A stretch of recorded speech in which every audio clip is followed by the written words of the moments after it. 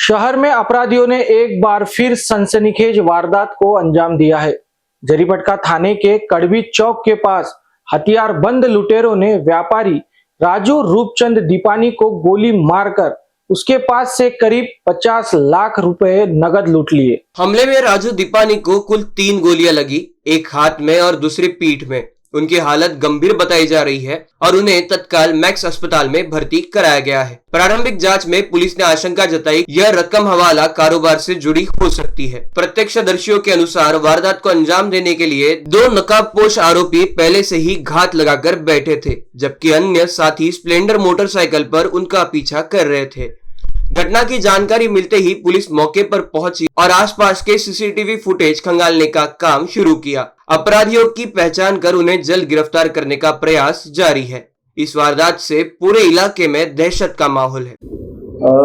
काल संध्याकाळी साधारण 7:45च्या सुमारास राजीव रूपचंद दीपानी जे मोकोसा बागमध्ये राहणारे आहे आणि त्यांचं वैयक्तिक ऑफिस आहे 10 नंबर पुलियाजवळ त्यांचं ऑफिस आहे। त्यांचं ग्रेन मर्चंट आहे, ते ट्रेडर्स आहेत, धान्याचे ट्रेडिंगचा व्यवसाय करतात आणि त्यांच्याकडे त्या निमित्ताने कॅश खूप असते। तर 7:45च्या संदर्भात ते ऑफिसची कॅश घेऊन साधारण 50 लाख रुपये कॅश त्यांच्या चांगली बॅगेमध्ये घेऊन घरी निघालेले असताना बाईकवरून आलेल्या 2 अनोळखी व्यक्तींनी त्यांना थांबवलं। पहिल्यांदा त्यांच्या चेहऱ्यावर स्प्रे मारला, त्यामुळे ते त्यांचा बॅलन्स घेऊन ते साईडला झाले।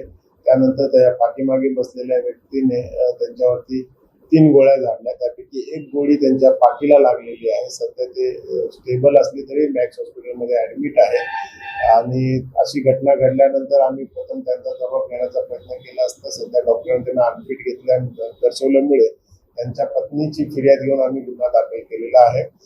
सदर गुन्ह्याचा तपास चालू आहे। 2 मोटरसायकलवर आलेले 2 इसम आहेत।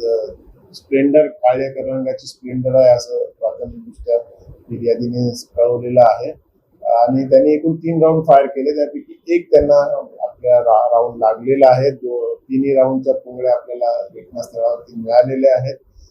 सदर गुन्ह्याच्या घटनास्थळी मान्य joint CP, additional CP crime, additional CP north Indian साहेब, नंतर डीसीपी, एसीपी साहेब या स्वतःने सगळ्यांनी भेट दिलेली आहे। मान्य डीसीपी झुलफाय साहेब आणि एसीपी बंडीवर साहेब यांच्या मार्गदर्शनाखाली तपास चालू आहे। जरीपटका पोलिसांचे दोन्ही डीबी टीम तसेच एसीपी जरीपटका डिव्हिजनच्या अंडर असलेले सगळ्या डीबी टीम्स या आरोपींचा शोध घेणं चालू आहे।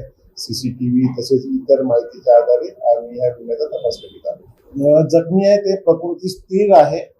गोळी त्यांना पाठीमागे लागलेली आहे, परंतु एक्झिट नसल्यामुळे आतमध्ये असलेल्या गोळीबाबतचं स्कॅनिंग करून म्हणजे पुढील उपचार चालू आहे, परंतु प्रकृती त्यांची स्थिर असल्याचं डॉक्टरांनी कळवलेलं आहे। INBCN न्यूज के लिए अखिलेश के साथ अभिषेक पानसु की रिपोर्ट।